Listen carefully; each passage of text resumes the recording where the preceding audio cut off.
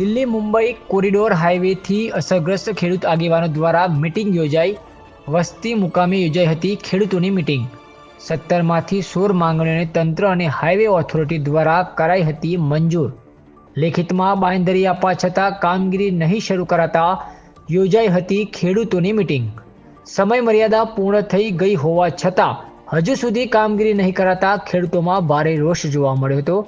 આવતીકાલે પ્રાંત અધિકારીને કામગીરી બાબતે આવેદનપત્ર આપી ચીમકી ઉચ્ચારવામાં આવશે. રિપોર્ટર પ્રથમ ચૌહાણ, દાહોદ.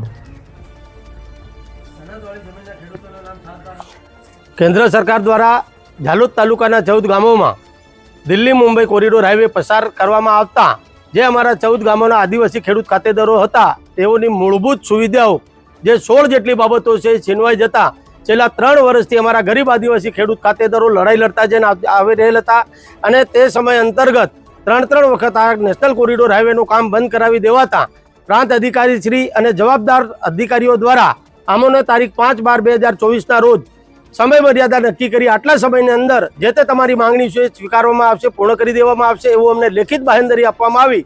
પરંતુ 3 મહિના પૂરા થઈ જવા છતાં આજ દિન સુધી કોઈ પણ બાબતનું સર્વે કે કોઈ પણ માંગણી અમારી સંતોષવામાં ન આવતા આજ રોજ 14 ગામોના જે અમારા અસરગ્રસ્ત આગેવાન ખેડૂત ખાતેદારો છે તેઓની મિટિંગ વસ્તી ખાતે મળેલ હતી અને તેમાં નક્કી કરવામાં આવેલ છે કે આવતીકાલ તારીખ 24 ફેબ્રુઆરીના રોજ પ્રાંત અધિકારી શ્રી ઝાલોદનો રૂબરૂ સંપર્ક કરી ચીમકી સાથેનું આવેદનપત્ર આપવામાં આવશે અને એ આવેદનપત્ર મારફત ચીમકી ઉચ્ચારવામાં આવનાર છે કે અમને જે સમય મર્યાદા આપી એમાં આપ ખરા ઉતરેલ નથી.